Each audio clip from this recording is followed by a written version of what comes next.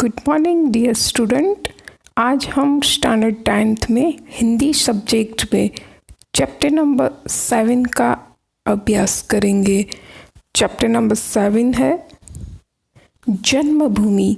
छात्रों, जन्मभूमि सुमित्रानंदन पंत का एक काव्य है। जन्म सन 1900 ईस्वी, निधन सन 1977 ईस्वी। प्रकृति के सुकुमार कवि सुमित्रानंदन पंत का जन्म उत्तराखंड के अल्मोड़ा जिले के कौशानी गांव में हुआ था। उनकी प्रारंभिक शिक्षा कौशानी और अल्मोड़ा में हुई। मैट्रिक उत्तीर्ण करके आगे की पढ़ाई के लिए पहले वाराणसी फिर प्रयाग गए। सन 1921 के गांधी जी के असहयोग आंदोलन के कारण पढ़ाई छोड़ दी। सन 1943-44 ईस्वी में उदय शंकर के नृत्य केंद्र से संबंध और कल्पना चित्र के निर्माण में सहयोग किया। सन 1950 से 1957 तक आकाशवाणी में हिंदी सलाहकार रहे।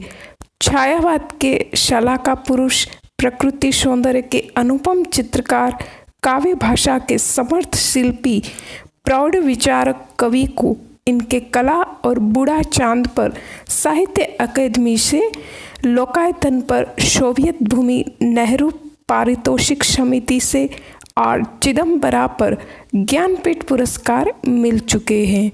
इनकी कविता छायावाद, मार्क्सवाद, अरविंद दर्शन, वैदिक चिंतन के सोपानों से बढ़ती हुई विश्व चेतना तक पहुंचती है। उन्हें पद्म विभूषण भी मिला है। वीणा, ग्रंथि, पल्लव, गुंजन, युगांत, युगवाणी, मधुज्वाल, ग्राम्या, युगपथ, कला और बूढ़ा चांद आदि प्रमुख काव्य लिखे हैं। इनके अलावा नाटक, नीति नाट्य, कहानी और उपन्यास भी लिखे हैं। जन्मभूमि काव्य में जन्मभूमि का महत्व बताते हुए पंत जी ने प्रकृति का गौरवगान किया है। भारत का वैभवशाली इतिहास, प्रकृति महापुरुषों का वर्णन किया है। हमारे नारी रत्नों की बात बताते हुए पंत जी ने वसुधैव कुटुंबकम की भावना साकार की है। तो इस काव्य में कवि के विचारों को देखते हैं। जननी जन्मभूमि प्रिय अपनी जो स्वार्गदा अपि चिर गरिष्यसि, जिसका गौरव भाल हिमाचल, स्वर्ण धरा हस्ती चिर श्यामल, ज्योति ग्रंथित गंगा यमुना जल, वह जन जन के हृदय में बसी। यहाँ पे रामायण की प्रसिद्ध उक्ति जो तुलसीदास जी ने लिखी है उसका ही काव्य में उपयोग किया गया है। जननी जन्म भूमि प्रिय अपनी। कवि कहते हैं कि अपनी जन्मभूमि जहाँ पे हमारा जन्म होता है वो हमें अत्यंत प्रिय होती है। जो स्वर्गदा अपि चिर गरिष्यसि, कहते हैं कि वो स्वर्ग से भी गरिमामयी है, महान है। और हमारी जो जन्मभूमि जिसका गौरव भाल हिमाचल, स्वर्ण धरा हस्ती चिर श्यामल, कहते हैं कि यहाँ की जो धरती है वो बहुत ही सुंदर और सोने के समान चमकती हुई हस्ती है। ज्योति ग्रंथित गंगा यमुना जल, और कहते हैं कि उसमें एक ज्योति के समान गंगा और यमुना का जल बहता रहता है। वह जन जन के हृदय में बसी, और कहते हैं कि ये जन्मभूमि जो है उसके ऊपर बहने वाली नदियाँ जो है लोगों के जन जन के मन में बसी हुई है। जिसे राम लक्ष्मण और सीता बना गए पद धूलि पुनीता, जहाँ कृष्ण ने गाई गीता, बजा अमर प्राणों में वंशी। भारत भूमि की महिमा यहाँ पर बताई गई है। कहते हैं कि इस भारत भूमि पर राम, लक्ष्मण और सीता जी ने अपनी चरण धूलि से उसे पावन कर दिया। जहाँ पर भगवान श्री कृष्ण ने गीता की पवित्र ज्ञान गंगा बहाई है, बजा अमर प्राणों में वंशी, और जहाँ पर भगवान श्री कृष्ण ने अमर स्वरों वाली बंसी को बजाया है। सावित्री राधासी नारी, उतरी आभा देही प्यारी, शिला बनी तापस सुकुमारी, जड़ता बनी चेतना सरसी।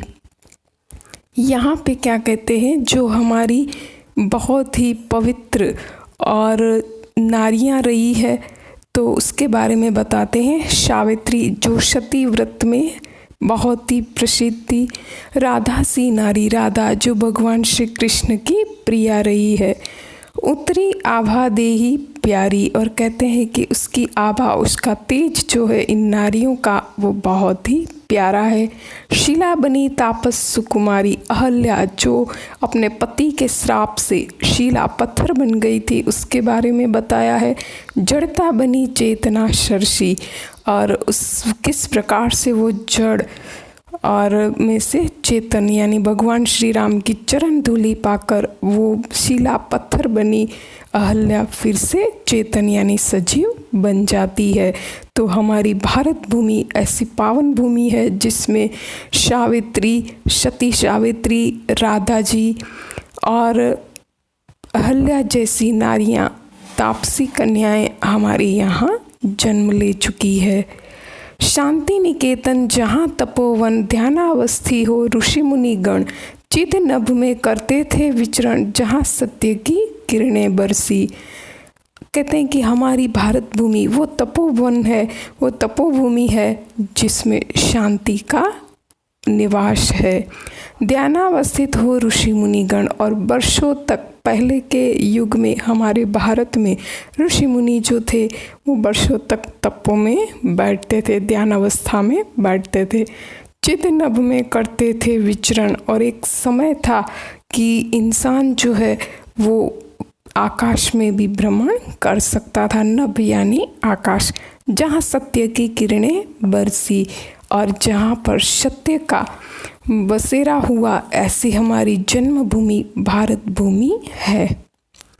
आज युद्ध जर्जर जगजीवन, पुनः करेगा मंत्र उच्चारण, वह वसुदेव बना कुटुंबकम, उसके मुख पर ज्योति नवल सी, जननी जन्मी जन्मभूमि प्रिय अपनी, जो स्वर्गदापि चीर गई सी। आज युद्ध जर्जर जगजीवन, कहते हैं कि आज हमारी भारत भूमि जो हमारी जन्मभूमि है उसकी क्या दशा हो चली है। युद्ध जर्जर जगजीवन, कहते हैं कि आज लोगों का जीवन युद्ध के कारण जर्जर बन चुका है, यानी अब वो जीवन नष्ट हो रहा है। पुनः करेगा मंत्र उच्चारण, कहते हैं कि अब फिर से वही जीवन, वही मंत्रों की आवश्यकता है। वह वसुदैव बना कुटुंबकम, और कहते हैं कि हमें फिर से विश्व ऐक्य, वसुधैव कुटुंबकम यानी पूरा विश्व एक कुटुंब के समान है, ऐसी भावना रखनी होगी, ऐसी भावना अपनानी होगी। उसके मुख पर ज्योति नवल सी, जननी जन्मभूमि प्रिय अपनी, जो स्वर्गादापि गरिष्यसि, कहते हैं कि जो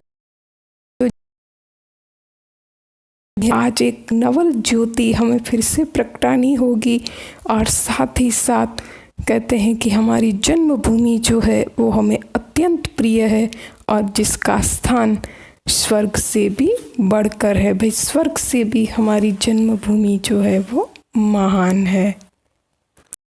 उसका स्वाध्याय है छात्रों जो हम रिटर्न वर्क में करने वाले हैं। धन्यवाद, थैंक यू, टेक केयर।